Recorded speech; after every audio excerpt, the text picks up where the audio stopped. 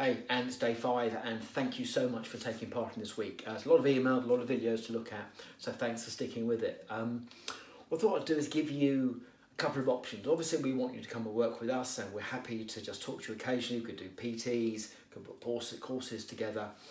But just in case you don't want to do that and you like to delve into it on your own, which is quite understandable, I thought I'd just give you some theoretical groupings and some pointers as to the literature we've been using and ones that you can use as well.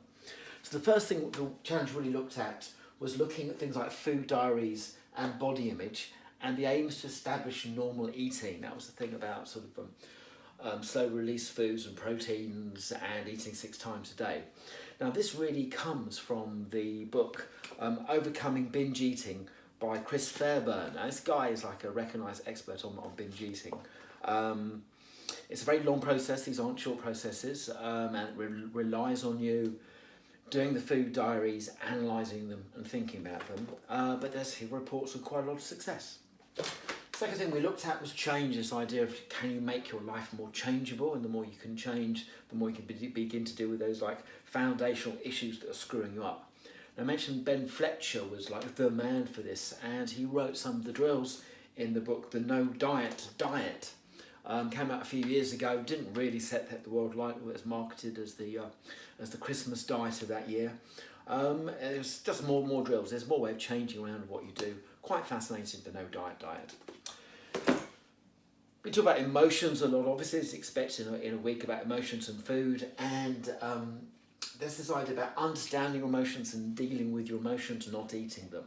I want to give you an example I give to a lot of my clients, which is this, that imagine when you're young, you go home and you're crying and your mother goes, your parent, your guardian goes, what was wrong? And you go, I'm being bullied at school.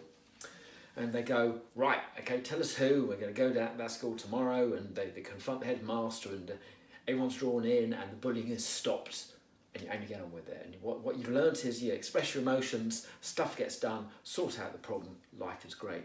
But imagine what would happen if when you went home and you cried, I'm being bullied, and somebody went, oh, poor you, have some cake. That both disempowers you, so it tells you there's no solution for your problems other than eating, and that eating is the only solution when you have emotional things going on. And you can see how that can carry forward into life and not be massively helpful.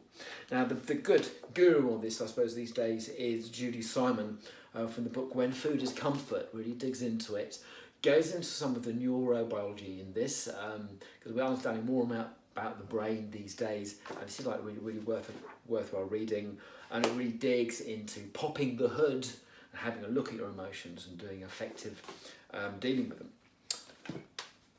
You may gather one of my favourite is now looking at stress from a PSD, post-traumatic stress disorder point of view, and this idea of discharging stress and once again dealing with it and just let it fester.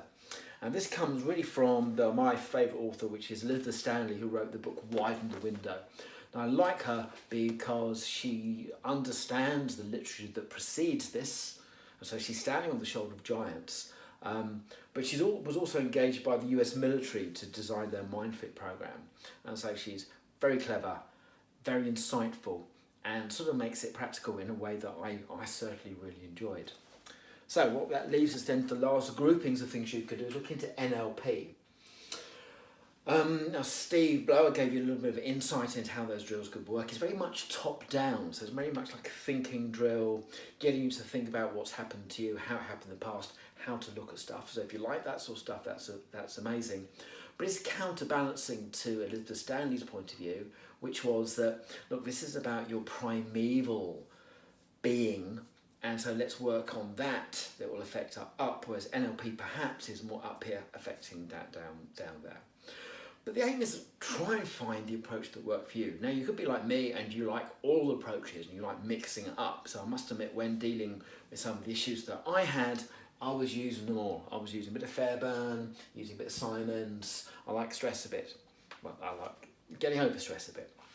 And so all those things are there, and I thought I'd give you the books that we used and the ones that are now nice and easy for you to access.